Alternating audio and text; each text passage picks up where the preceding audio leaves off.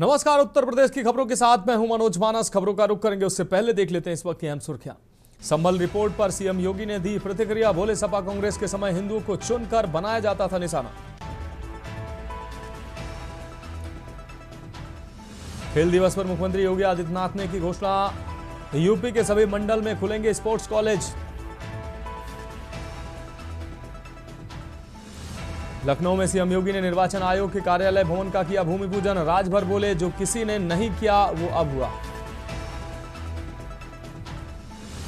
खेल दिवस पर लखनऊ के पद्मश्री मोहम्मद शाहिद स्टेडियम में सीएम योगी ने संभाली हॉकी स्टिक। एक ही शॉट में कर दिया गोल। पदक विजेताओं को दी प्रोत्साहन राशि। बिहार में राहुल तेजस्वी और अखिलेश होंगे राहुल गांधी की वोट अधिकार यात्रा में शामिल। एकमा के आमदाढ़ी ढाला से निकलेगी राहुल की यात्रा। और सीएम योगी का ऐलान। यूपी में उद्योग और व्यापार से जुड़े 99% आपराधिक कानून होंगे खत्म। जेल की जगह अब लगेगा जुर्माना। आप देख रहे हैं के न्यूज, खबरों का सारथी। और अब खबरें विस्तार से। हम खबर से बुलेटिन की शुरुआत करेंगे। उत्तर प्रदेश के मुख्यमंत्री योगी आदित्यनाथ आज प्रतापगढ़ के दौरे पर रहे। आपको बता दें सीएम ने प्रतापगढ़ के लिए 570 करोड़ रुपए की विकास परियोजनाओं की सौगात दी, जिसमें 260 करोड़ के 120 विकास कार्यों का लोकार्पण और 310 करोड़ के 74 नए कार्यों का शिलान्यास किया गया। दोपहर 2 बजे उनका हेलीकॉप्टर पुलिस लाइन में लैंड हुआ, जहां से वो मां बेला देवी मंदिर में दर्शन करने पहुंचे। सई नदी पर बने घाट का निरीक्षण भी उन्होंने किया। फिर जीआईसी मैदान में आयोजित जनसभा में पहुंचे सीएम योगी ने मंच से संभल हिंसा को लेकर सरकार को सौंपी गई न्यायिक आयोग की रिपोर्ट को लेकर सपा और कांग्रेस पर जमकर निशाना साधा। उन्होंने कहा कि सपा कांग्रेस ने हिंदुओं को निशाना बनाया था। सपा सरकार में हिंदुओं को निशाना बनाया जाता था। इन लोगों को संभल को हिंदू विहीन करने का काम किया इन्होंने। सीएम योगी ने कांग्रेस द्वारा पीएम को गाली देने के मुद्दे को जमकर उठाया और कई मुद्दों पर विपक्ष पर जमकर जुबानी वार किया। आपने कल देखा होगा न्यूज़पेपरों में, आज के न्यूज़पेपर में और कल के विजुअल मीडिया और सोशल मीडिया रंगे हुए थे। संभल में 24 में वहां पर जिस प्रकार का दंगा करने की एक साजिश हुई थी, उस दंगों की साजिश का कल जो कमीशन, न्यायिक कमीशन बना था, न्यायिक कमीशन ने अपनी रिपोर्ट दी है और न्यायिक कमीशन की उस रिपोर्ट के कुछ अंश सामने आए हैं। कैसे समाजवादी पार्टी और कांग्रेस के समय में चुन चुन करके हिंदुओं को निशाना बनाया जाता था। कैसे उनकी डेमोग्राफी को, उनकी जनसांख्यिकी को कम करके लगातार उन पर अत्याचार करवाए जाते थे। कैसे दंगे करवा करके हिंदू विहीन कर दिया जाता था क्षेत्रों को। लेकिन आज एक डबल इंजन की सरकार है, डेमोग्राफी को भी नहीं बदलने देगी और जो भी डेमोग्राफी को बदलने का दुस्साहस करेगा उसको स्वयं पलायन करने के लिए मजबूर होना पड़ेगा। क्योंकि अब बिना भेदभाव के शासन की योजना का लाभ हर नागरिक को प्राप्त हो रहा है। अब तुष्टीकरण नहीं, संतुष्टीकरण के माध्यम से सशक्तिकरण की तरफ हम लोग आगे बढ़ रहे हैं।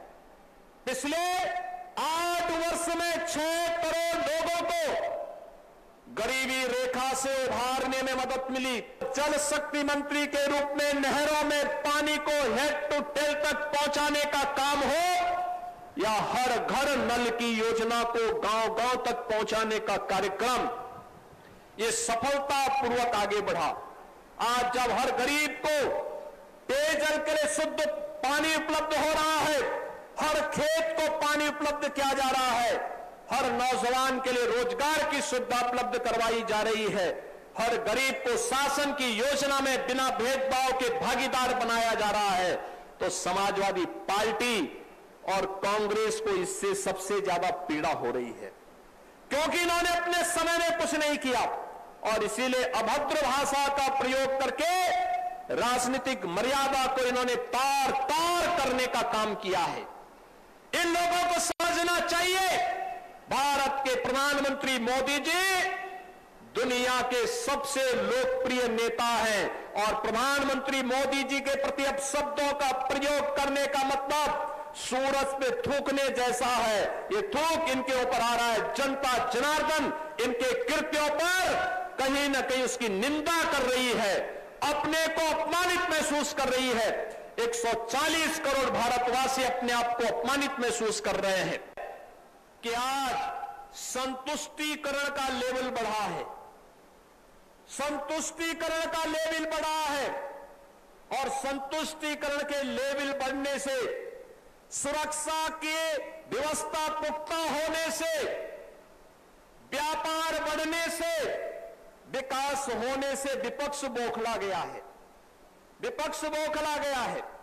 ये कांग्रेस हो या समाजवादी पार्टी या बहुजन समाज पार्टी, बहनों और भाइयों, ये वही लोग हैं जब इन्हें सत्ता में आने का अवसर प्राप्त हुआ था, इन्होंने गुंडागर्दी का पराकाष्ठा की थी, हर जिले में माफिया पाले थे, जनता के विकास के लिए आने वाले पैसे में ये लोग लूट खसोट करते थे, गरीबों के लिए मिलने वाली योजनाओं में ये लोग डकैती डालते थे, विकास के कार्यक्रमों के लिए कोई पैसा नहीं आने देते थे और जब भी सत्ता में आते थे अपने परिवार के द्वारा लूट खसोट करवा करके अराजकता का एक नया तांडव करने का कार्य करते थे।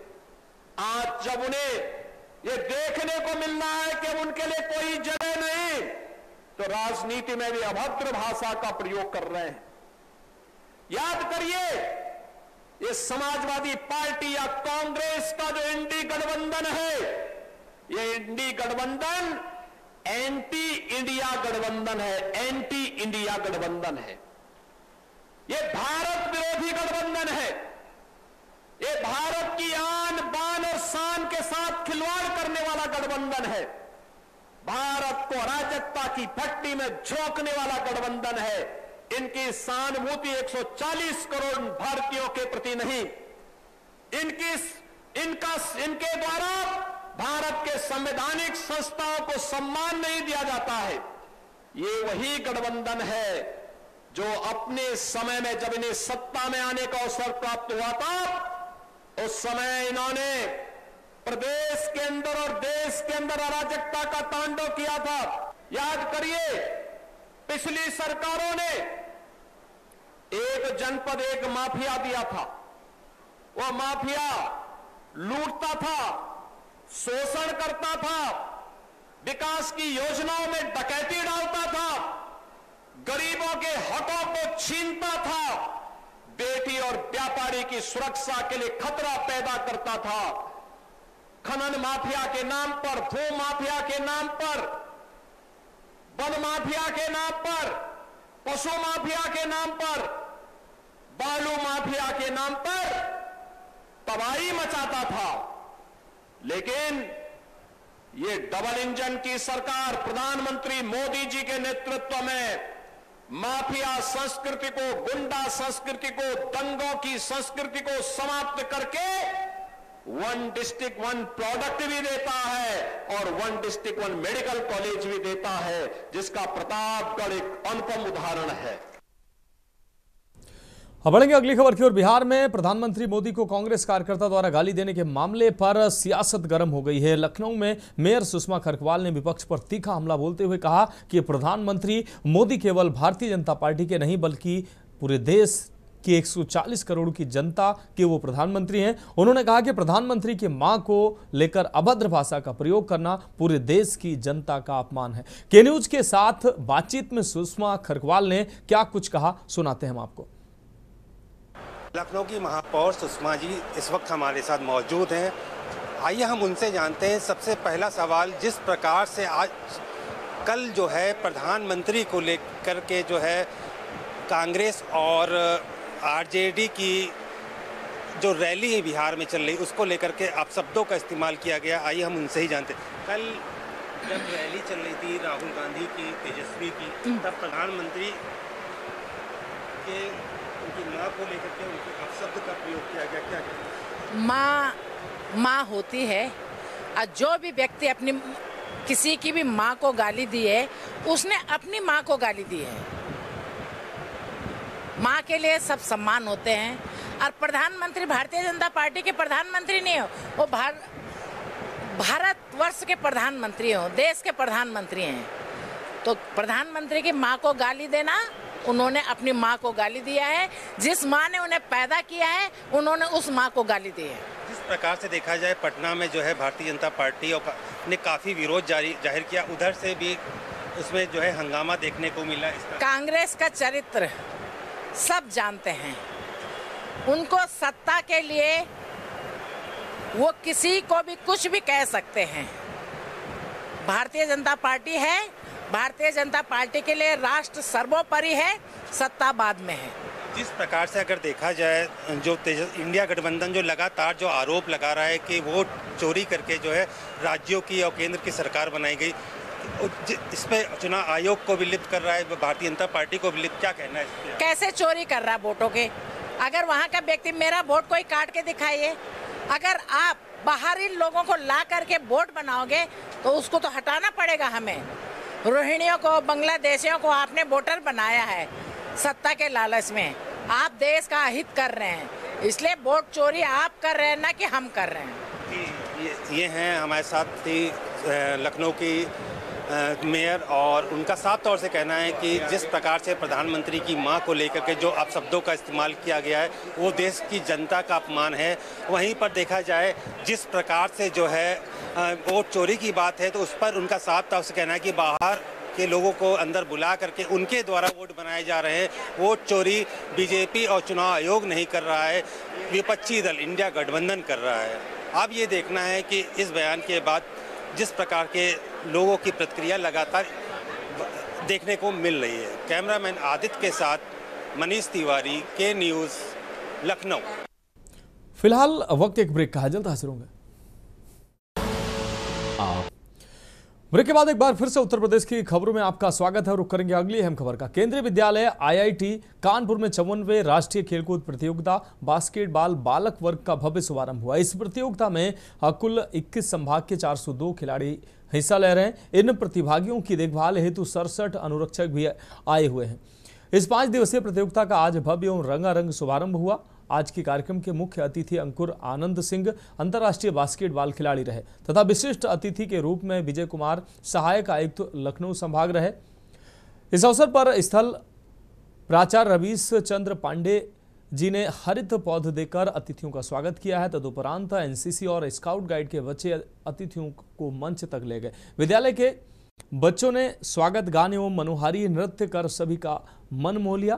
प्राचार्य महोदय ने सभी अतिथियों का स्वागत एवं अभिनंदन किया है। मुख्य अतिथि अंकुर आनंद सिंह और विशिष्ट अतिथि विजय कुमार ने दीप प्रज्वलन एवं मसाल जलाकर कार्यक्रम के विधिवत शुभारंभ की घोषणा की। खिलाड़ियों को शपथ दिलाई गई कि हार जीत की चिंता किए बिना खेल को खेल भावना से खेलें। विभिन्न संभागों के प्रतिभागियों ने मार्च पास्ट की सुंदर प्रस्तुति दी।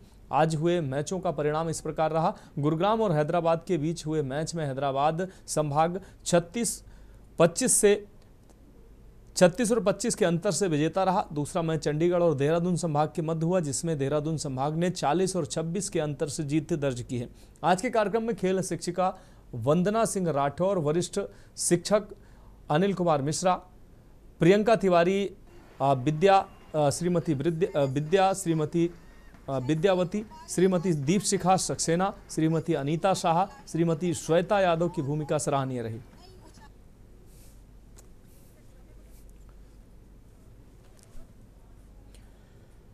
अब बढ़ेंगे अगली खबर की ओर। एक दिवसीय दौरे पर रायबरेली पहुंचे पर्यटन मंत्री जयवीर सिंह। आपको बता दें, जयवीर सिंह ने दुर्गा माता मंदिर में पूजा पाठ कर शिलान्यास किया। साथ ही 13 परियोजनाओं का लोकार्पण और शिलान्यास किया है। पूर्व कैबिनेट मंत्री एवं ऊंचाहार विधायक मनोज पांडे भी इस दौरान मौजूद रहे।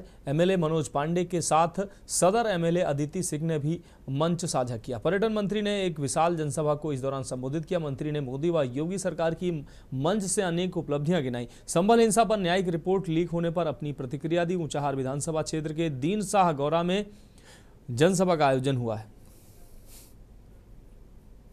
पर्यटन और संस्कृति विभाग की विभिन्न योजनाओं के लोकार्पण और शिलान्यास कार्यक्रम में आज हम लोग ऊंचाहार की पावन धरती पर जो हमारे आदरणीय नेता भाई मनोज पांडे जी के विधानसभा का क्षेत्र है, आप ही के आमंत्रण पर आज हम यहाँ उपस्थित हैं, जिसमें ऊंचाहार सहित जनपद की विभिन्न 13 योजनाओं का लोकार्पण और शिलान्यास करने का कार्यक्रम संपन्न हुआ है।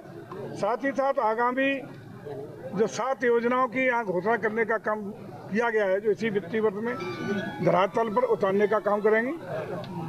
इन योजनाओं को धरातल पर उतरने के बाद मैं समझता हूं कि रायबरेली जनपद के सभी विधानसभा क्षेत्रों में। बढ़ेंगे अगली खबर की ओर। लखनऊ से अगली खबर है, जहां घंटाघर के पास युवक ने लगाई है फांसी। पेड़ से फंदा लगाकर लगाई गई है फांसी। भीड़ भाड़ वाले क्षेत्र में फांसी लगाने से हड़कंप मच गया है। आपको बता दें, अज्ञात युवक का पेड़ से लटकता हुआ पाया गया शव।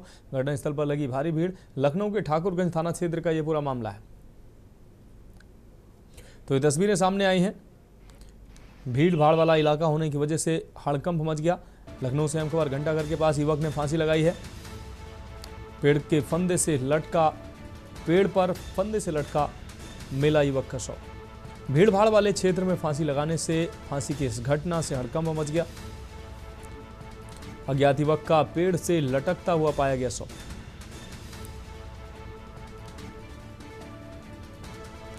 तो भीड़ भाड़ वाले क्षेत्र में फांसी लगाने से हड़कंप की स्थिति बन गई।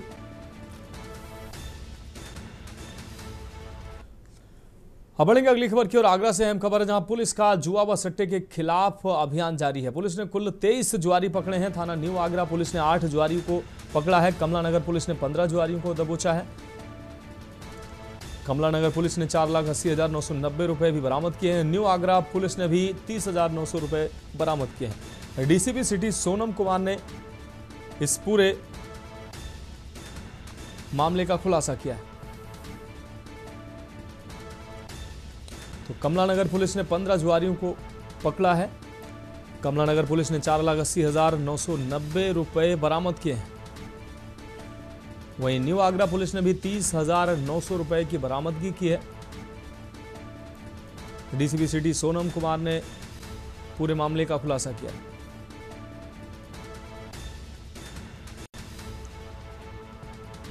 तो पुलिस का जुआ के खिलाफ लगातार अभियान जारी है। पुलिस ने कुल 23 जुआरियों को पकड़ा है। थाना न्यू आगरा पुलिस ने 8 जुआरियों को पकड़ा है, जबकि कमलानगर पुलिस ने भी 15 जुआरियों को पकड़ने में कामयाबी हासिल की है। बढ़ेंगे अगली खबर की ओर। कुशीनगर से अगली अहम खबर, जहां अवैध अतिक्रमण पर चला है प्रशासन का बुलडोजर। हाईकोर्ट के आदेश पर हटाए जा रहे हैं दर्जनों अवैध अतिक्रमण। 2023 में मिला था बेदखली का आदेश। कोर्ट से मिला था 74 घरों के बेदखली का आदेश। 20 गृह स्वामियों को शीघ्र खाली का अल्टीमेटम दिया गया।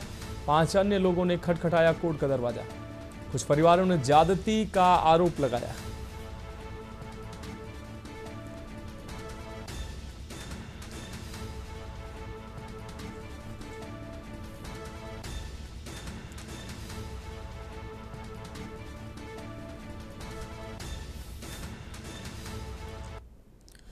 अब बढ़ेंगे अगली खबर की ओर।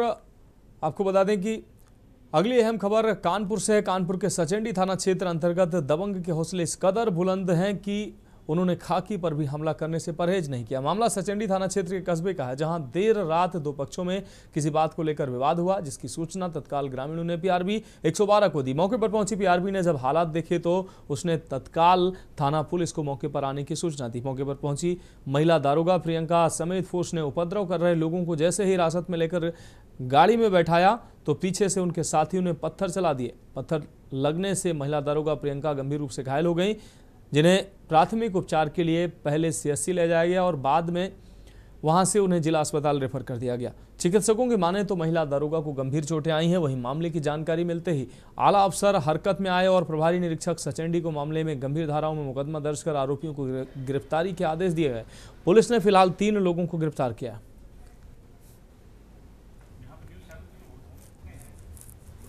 सचेंडी कस्बे की एक सूचना थी कि 2 लोगों में विवाद, 2 पड़ोसियों में विवाद हो रहा है, संभवतः नशेबाजी को लेकर था। इस सूचना पर वहां से पुलिस पहुंची थी, साथ में महिला कांस्टेबल भी थी। 2 लोगों को मौके से गिरफ्तार किया गया था शांति भंग की आशंका में। उनको लेकर जब पुलिस आ रही थी तो महिलाओं ने वहां पथराव कर दिया, जिसमें कि महिला कांस्टेबल के सिर में चोट लगी। अभियोग पंजीकृत इसमें कर लिया गया। 2 लोग की गिरफ्तारी भी की जाए। फिलहाल उत्तर प्रदेश की खबरों में अभी के लिए मेरे साथ इतना ही। मुझे दीजिए इजाजत और आप देखते रहिए के न्यूज इंडिया। गोल्डी मसाले लाए हैं